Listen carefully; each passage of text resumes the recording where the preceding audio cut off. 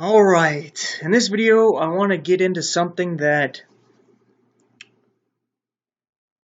just kind of hit me, like who these hirelings are, right? Jesus says here at verse 11 of John 10, I'm the good shepherd. The good shepherd giveth his life for the sheep, right? Jesus is the example for all those who want to get close to him and all those who want to help others, right? Over here, real quick, in 1 Peter chapter 5, I can read this whole paragraph, but I want to focus right here. It says, Feed the flock of God which is among you, taking the oversight thereof, not by constraint, but willingly, not for filthy lucre, but of a ready mind, neither as being lords over God's heritage, but being ensamples to the flock. Right? So, in today's language, we say an example. Right? You're going to be a, a role model. Right? You follow Jesus and people follow you as you follow Jesus, right? And it basically refers to you as a shepherd when you're a pastor, a preacher, a priest. And it says, and when the chief shepherd shall appear, he shall receive a crown of glory that fadeth not away, right? So he's the chief shepherd, which is implying that you're a shepherd and he's the head of the shepherds, right? So he's saying, like, feed the flock of God, because that's something Jesus took Peter aside and told him. He kept telling him, feed my sheep, feed my flock. He kept telling him that, right? And now he's saying the same thing to everybody else. Feed them. And he's like, one of the ways you feed them is an example.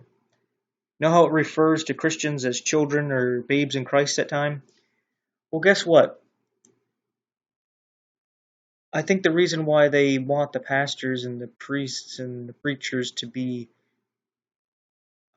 able to rule at home is because when you have children, you learn pretty quick that they don't follow what you say to do and what you say not to do very well.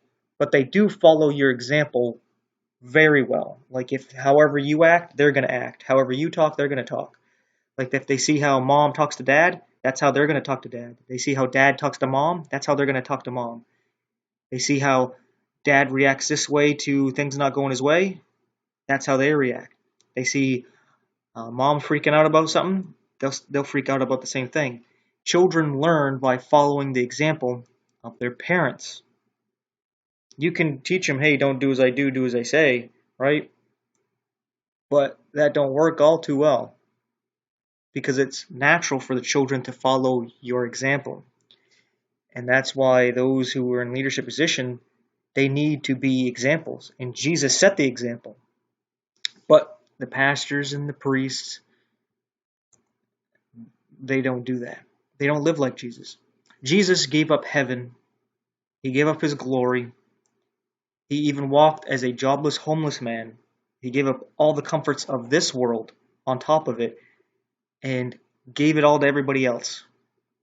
When he told the people, sell all you have and give to the poor, he lived that. He's basically saying, be like me. Follow me. Pick up your cross, follow me. Be like me. Everything he was saying was pretty much to do that, right? And he didn't tell anybody to do something that he wouldn't do. And he didn't tell people not to do something that he doesn't do. So he didn't just preach. He lived it. Right? It's not just talk. He walked the walk. Right? And the pastors and priests today, they want you to give them your tithes. Right? And they use it as a separation between you and them, that there's the clergy and the laity. So there's the people who run the church and the people who go to church. You're separated. You're not one. They act as though that they're above you. Even in the subtlest form, they act as though they're above you, because they may say, oh yeah, we're all one body, one church, and all equal. But they're the ones that benefit from the tithes. And if the church needs something, what do? They don't give the money that's been given to the church. No, that's for them. What they'll do is they'll do some kind of bake sale, food drive, bingo, some other way to get money out of people to then help out others. Some will even be so cold as to say, we'll pray. How about we all just pray? And it's like, yeah, we should pray, but you have the ability to do something about it. Why don't you do that? Why don't you be an example? Why don't you be like Jesus? Jesus laid down his life, and all you got to do is lay down some money, lay down some comfort that you have. But you don't do that. You see, it goes on to say here, but he that is a hireling, and not the shepherd, whose own the sheep are not, seeth the wolf coming, and leaveth the sheep, and fleeth. And the wolf catcheth them, and scattereth the sheep. Now, you may think that's not your pastor, that's not your priest. Well, hear me out here. I don't remember what is right here. Okay, that's what I was doing the search for right there. These pastors, a lot of them are even super close to all the truth, right? They saved by grace through faith, that not of yourselves, it is the gift of God, not of works, lest any man should boast. Once saved, always saved. Rapture before the tribulation. There's dispensation to the Jews under the law, to the world under grace, and then back to the Jews under the law. We see them getting all into this, right? But when do they fleeth? When they see the wolf coming? The wolf, the Antichrist is coming. You can see him coming right now. And how do they fleeth? Well, they know they're going to the rapture. They don't care. They're like, I'm saved. You may be saying they're not like that. Well, they're 501c3 organizations. And since they're 501c3 organizations, there's certain things they can't preach against, certain things they have to preach for.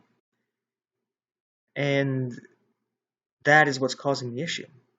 You see, these pastors, they're telling you to support the nation of Israel.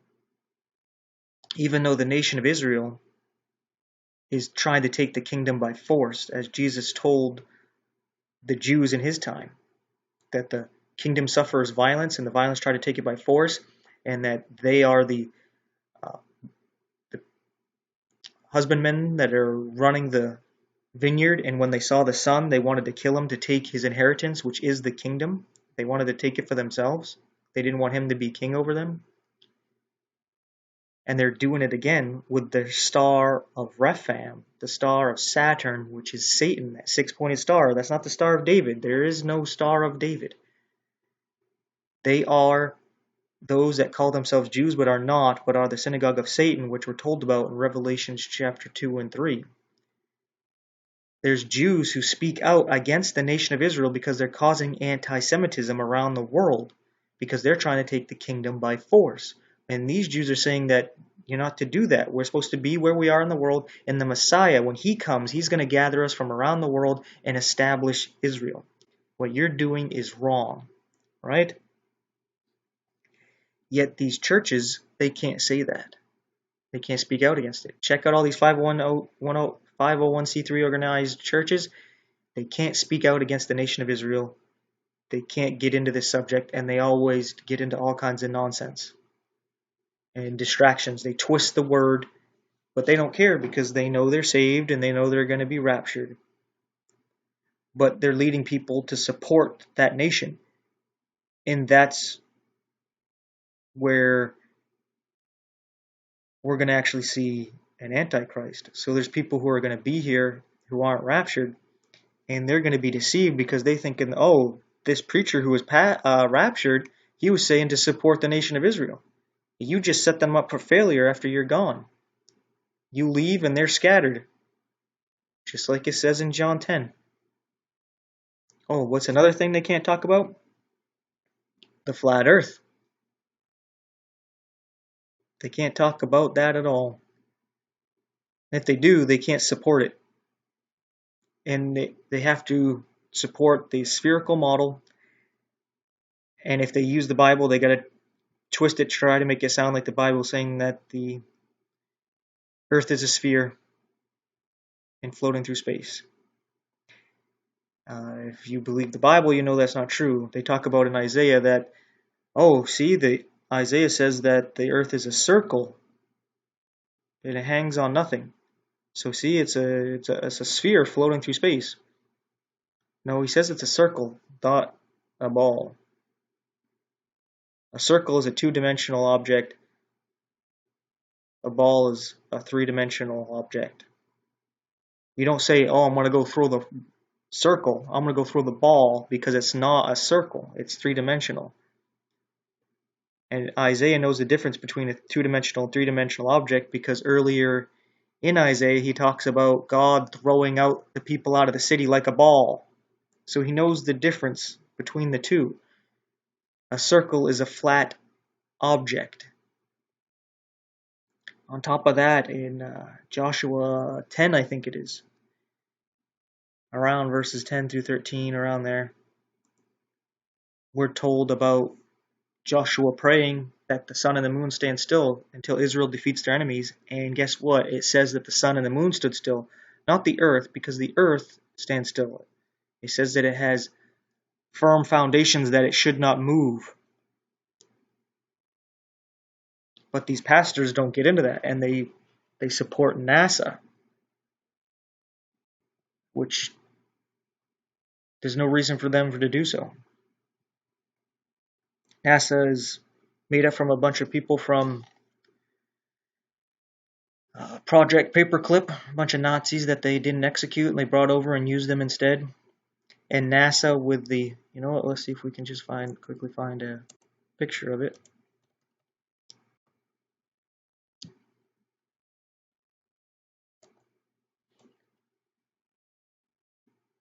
Right here, NASA. This is just like Santa, right? Because this snake-like tongue is the T, and this is just a mixing up the letters. Like Santa is a mixture up the letters of Satan, because Satan is Santa trying to get the praise and worship as if he's God. Because how do they describe Santa? Well, he knows everything. He knows if you're good or bad. He's going to reward you or he's going to punish you, and he's able to go all around the world in one night to everybody's house. He's trying to get the attributes of God attributed to himself, and he gets all the little children to worship him as God. And then he has NASA doing the same thing. He's taking the Satan and just splitting it up right in front of your face, and he puts the T as a snake tongue. Forked tongue right here, with a little ring of Saturn in there. You'll see that this is no accident. But all the pictures you get from NASA, like this right here, they're fake, because what took this picture? And look at the size of the satellite compared to the Earth, and then look at the size of this satellite compared to the Earth. It looks gigantic, like it's a little less than a quarter of the size of the Earth. You should be able to see that no problem, right? It's because NASA admits that their images are all CGI. And a lot of times they show you stuff, it's like right here and right here, where they give you cartoon illustrations and play it off as if it's real. There's even a video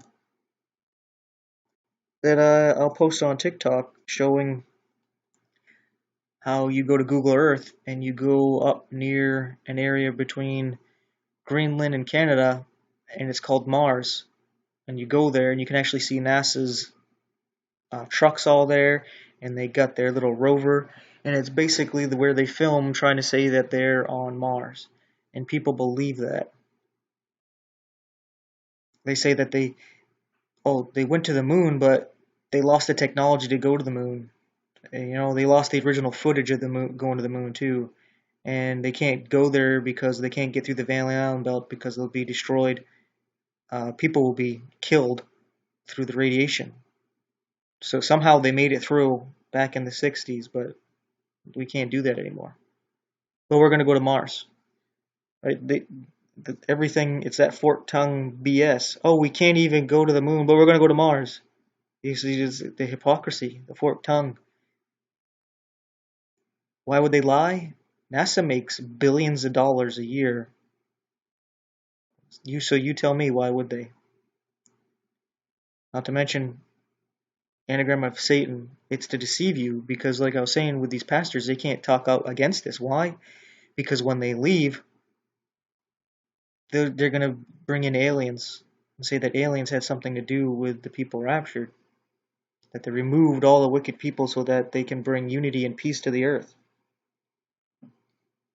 But if you knew the earth was flat, you wouldn't buy into that. So these pastors here, they're hirelings. They're hirelings by the government. They merge their church with the state.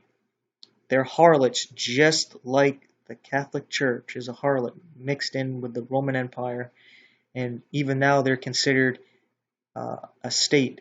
The Pope is considered the king of the Vatican City, basically a government head ruler.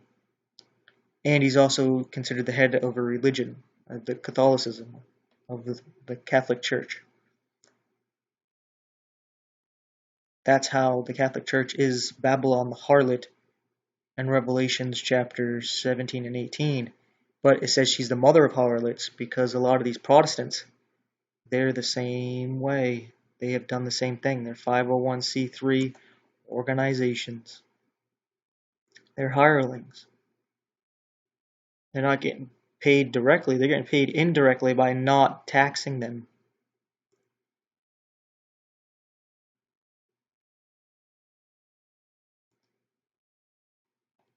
I was thinking about all these different 501c3 churches and pastors, and I was trying to connect everything that they can and can't talk about. And these seem to be it.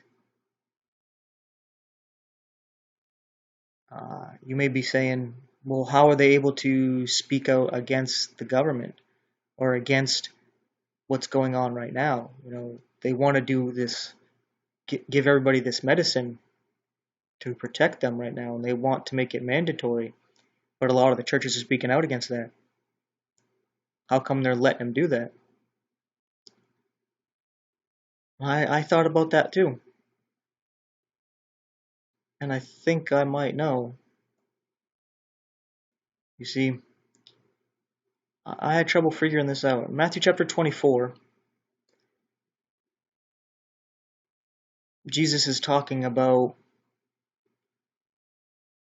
the destruction of the temple and the end of the world. He's connecting the two, because if you go up here, Jesus says that the whole temple is going to be thrown down.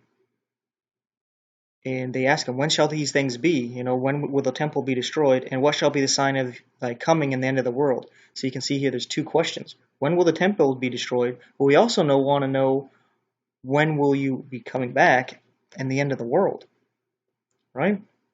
So Jesus is telling them two different stories here. The destruction of the temple and the end of the world. But they're tied together, because when you see what happened to Jerusalem in 70 AD, you're going to get an example of the end of the world.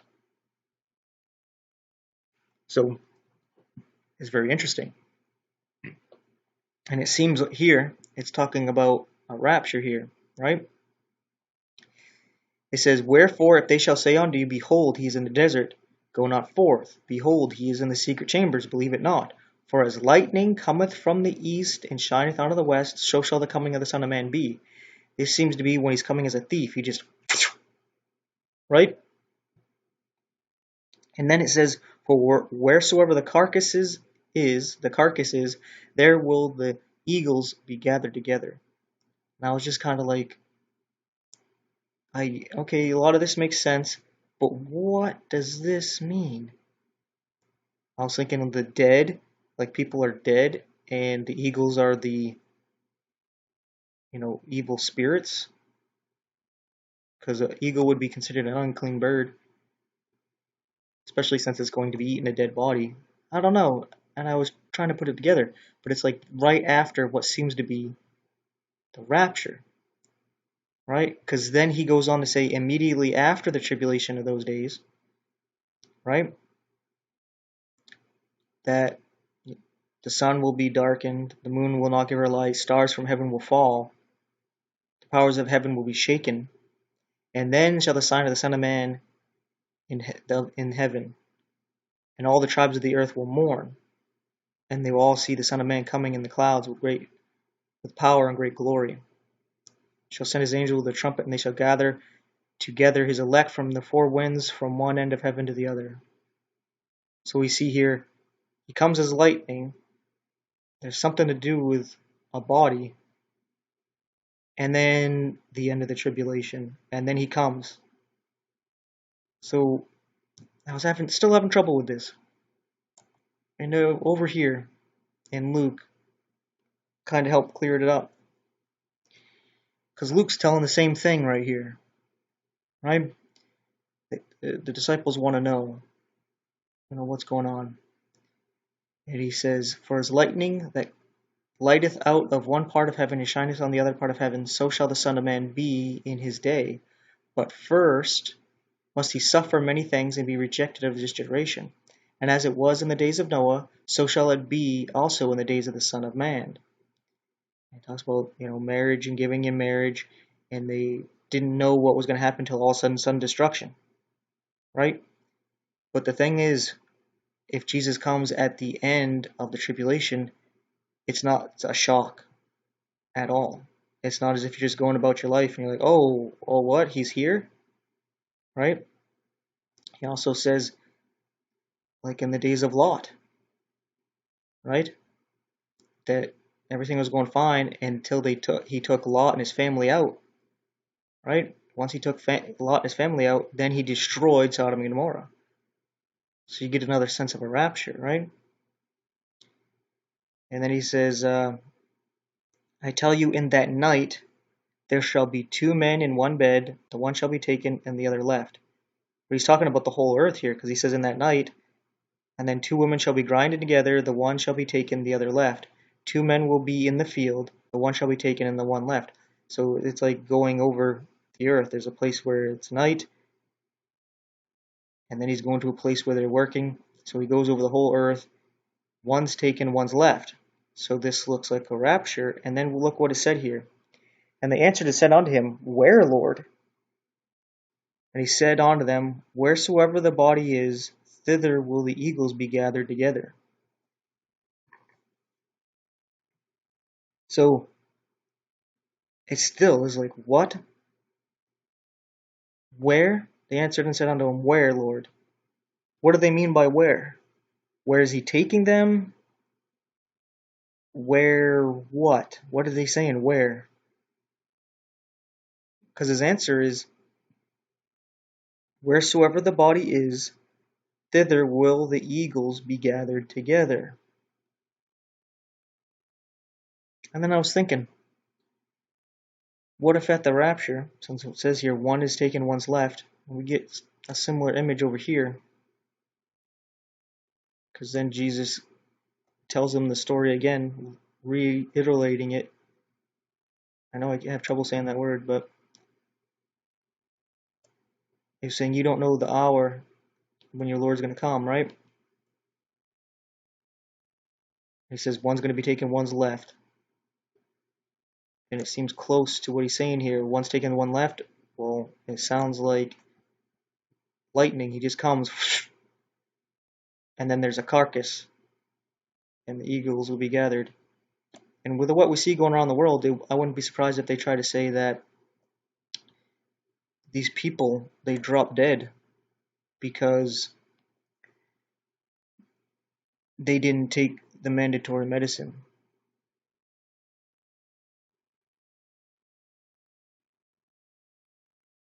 right? And then maybe these fallen angels that come down,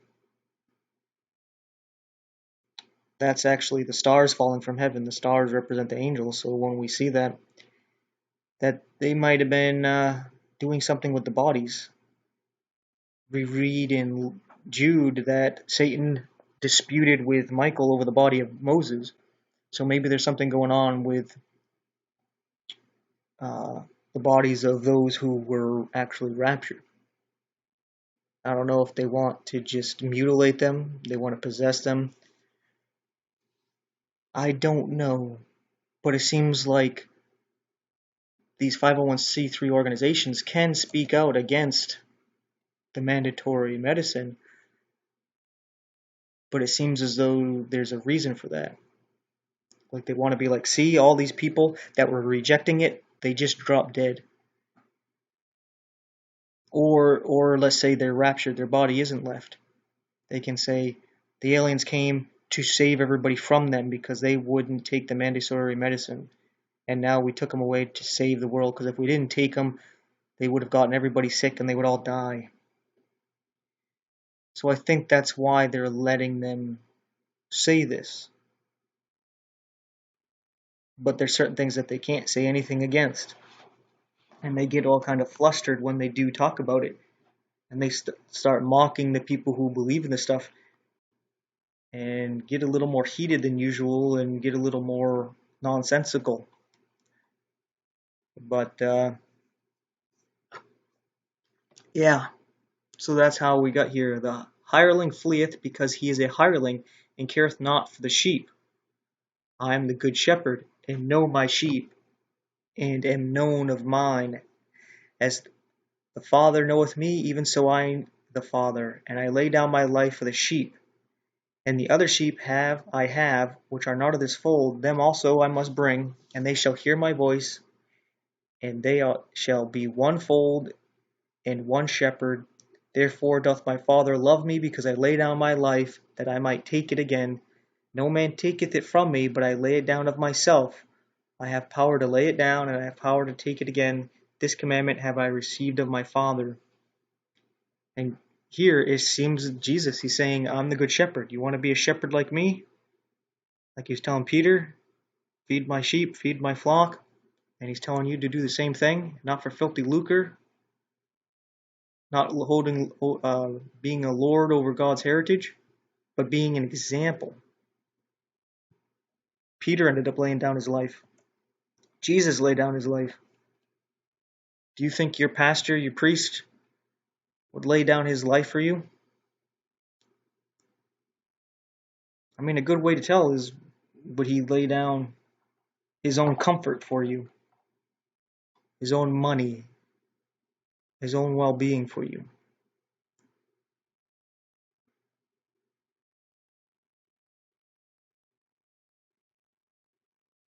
Yeah, that's a pretty high standard, but Jesus has a pretty high standard. I think that's why Paul said, it's good that you want to seek to be a teacher and all that, but you have greater condemnation if that's what you're going to do. Matter of fact, I might put that verse in the description box because I don't remember where it is and I don't remember the exact word to search it right now. But that's a good one because you're in that position. I would hope that you'd be willing to put your life down for everybody to be a good example. Because I know a lot of these preachers, Jesus basically says to treat them like the Pharisees and do as they say but not as they do, because they say and do not. Right? And as you grow up and you're not a child anymore, you can do that. You can eat the meat, you can spit out the bones. You can see how somebody is, and you don't follow their example. But when they got good teaching, you take it. When they got crap teaching, you dismiss it. When they give a good example, it encourages you. When they give a bad example, you just turn and you follow Jesus, right? But when you're a child, then you're young in Christ. So even if you're 40, 50 years old, you're just coming to Jesus. You're looking at the example of the leadership, and they're not always given a good example. They might give good preaching, good teachings, but the example, It's lacking. Really is lacking. But anyway, thanks for watching and take care.